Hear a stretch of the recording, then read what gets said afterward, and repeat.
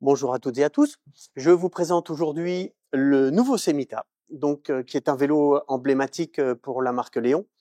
C'est un vélo qui existe depuis 7 ans.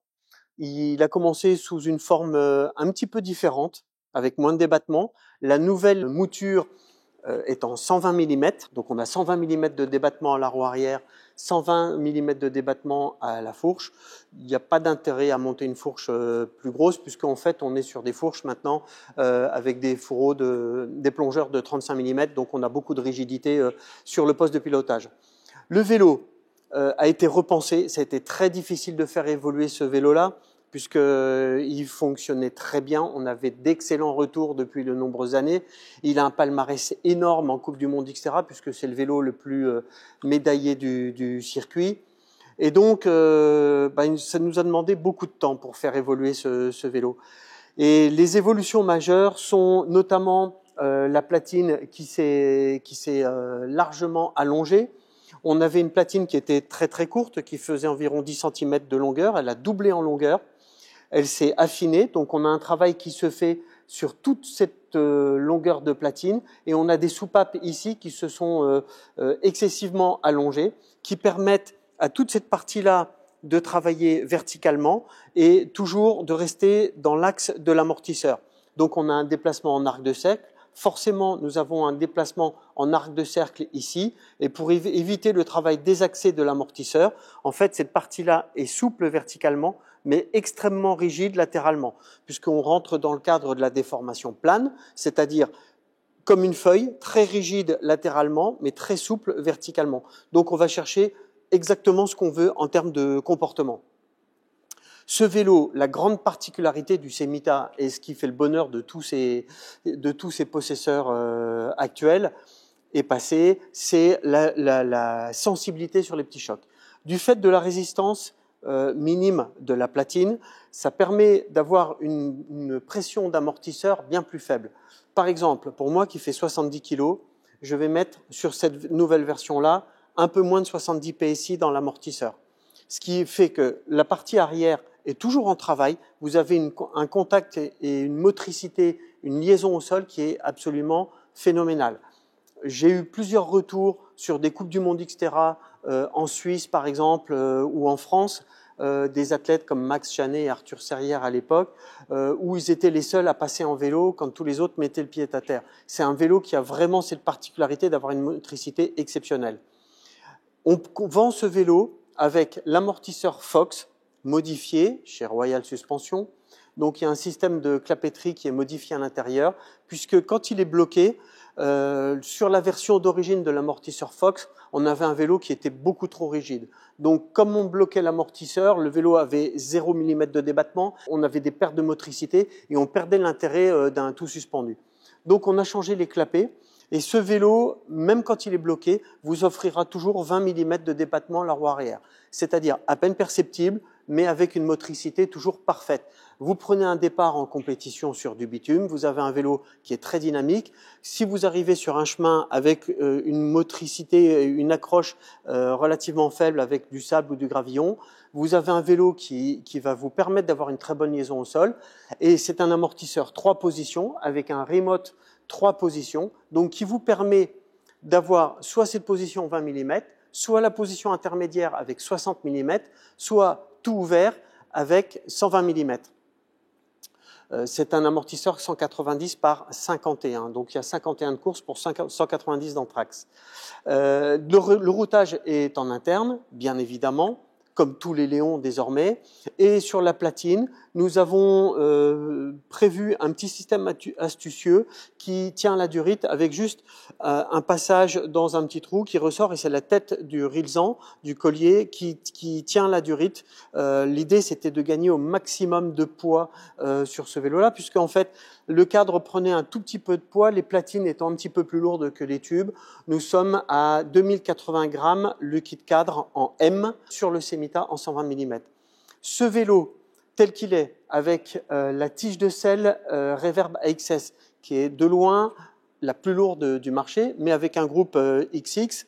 La fourche SID en 120 mm, le combo full intégré, nous sommes à 10,4 kg.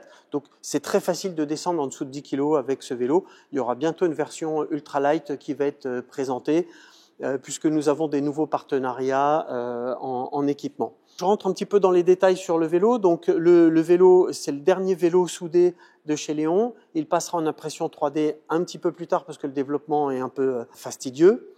Il y a un grand nombre de perçages pour les porte-bidons qui permet de mettre soit des porte-outils, soit de régler la hauteur du porte-bidon comme on le souhaite. Il est prévu de pouvoir mettre un porte-bidon sous le tube diagonal. La géométrie est très agressive puisqu'on a un angle de 66 à l'avant et de 77 à l'arrière. La particularité, et ça c'était le gros développement également de ce vélo, c'est que le tube de selle avec sa courbure très prononcée, non seulement libère de la place pour la roue arrière pour le débattement voulu, mais surtout permet, lorsque l'on change sa hauteur de selle, de s'éloigner du poste de pilotage proportionnellement selon sa taille. C'est-à-dire que, mettons que vous avez 72 cm de sortie de selle ou 74, vous allez vous éloigner sans avoir à changer le poste de pilotage. Ça, c'est fait par rapport à notre retour d'expérience sur les vélos sur mesure.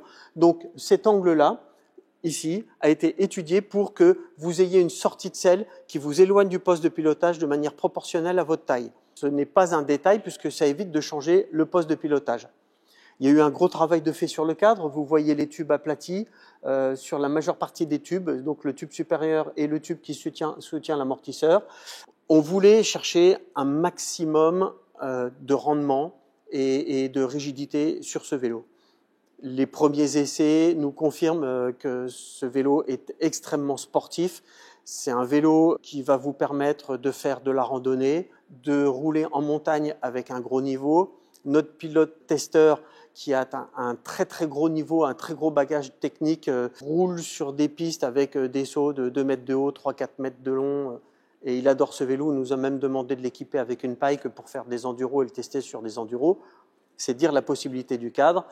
Et à l'inverse, si vous voulez faire de la compétition XC, le vélo a un rendement absolument fabuleux et le remote 3 positions vous permet d'adapter complètement le comportement du vélo et, à mon sens, à utiliser au moins autant que le changement de vitesse. C'est-à-dire que dès qu'il y a un changement de terrain, vous changez la configuration de l'amortisseur, 20, 60, 120, et vous avez un vélo qui est complètement transcendé, puisque quand vous le passez en 120 mm, l'angle de 66 devient quasiment 64,5, donc vous asseyez le vélo s'affaisse clairement, et vous avez un vélo qui devient un vrai rail.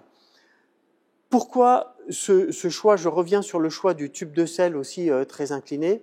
C'est un vélo qui a eu une grosse modification par rapport à la version précédente et par rapport à tous les vélos du marché. Le fait de projeter la selle en arrière, le vélo a perdu énormément en longueur de tube supérieur. Le vélo s'est réduit de 15 mm, donc l'empattement avant s'est réduit de 15 mm. L'idée, c'était d'éviter l'effet pâteau de tous les vélos modernes qui ont un empattement immensément long et donc qui nécessitent un engagement fort pour tourner autour des arbres. Donc le vélo a perdu en empattement avant 15 mm. L'angle vous garde toujours beaucoup de stabilité, mais le vélo est devenu beaucoup plus joueur. Donc c'est un vélo qui tourne autour des arbres, qui est vraiment, excusez-moi l'expression, fun. C'est une expression un peu surannée, mais c'est un vélo qui est très amusant à rouler autour des arbres, mais aussi très vite en descente, parce qu'il garde quand même une stabilité phénoménale, et on va jouer sur les angles pour avoir cette stabilité et cette assise. Donc ça, c'était une vraie volonté, l'essentiel du développement apporté sur cette courbure de tube de selle et cette projection un petit peu sur l'arrière, ainsi que sur ces platines. Donc c'est une douille IS avec tout le routage interne. Ce vélo n'est proposé qu'en routage interne. C'est totalement assumé. Je pense que c'est un choix d'avenir et ça va avec le marché. Bien entendu, on le voit, il est monté avec un dérailleur T-Type. Donc c'est un vélo au standard UDH. Bien évidemment en boost, et il y a un standard de frein arrière flat mount qui peut être transformé en post mount avec un simple adaptateur. L'idée, c'était d'avoir une ligne la plus pure possible. Donc bon, voilà. Il est bien entendu compatible avec une tige de selle télescopique électrique, bien entendu, mais aussi mécanique en passage interne. La boîte est au standard T47 85,5. L'idée, c'était toujours de gagner un maximum de rigidité. Et donc, il y a un très grand choix de taille et vous pouvez monter des pneus jusqu'en 29 par 2,4, ce qui est le cas de cette monte. Donc, vous pouvez, vous avez vraiment le choix et vous pouvez attaquer tous les terrains sans aucun problème. Donc, pour résumer, le Semita, c'est un vélo avec un grand spectre d'utilisation. Vous pourrez l'utiliser aussi bien en randonnée qu'en compétition cross-country, mais aussi vous faire plaisir en montagne. Si vous voulez un petit peu souder dans le dénivelé négatif, c'est un vélo qui désormais est tout à fait capable de répondre à beaucoup d'attentes. Je ne vais pas le qualifier de all mountain ou XC downhill parce que selon le terrain, l'endroit où on habite, on n'a pas forcément la même perception de toutes les pratiques.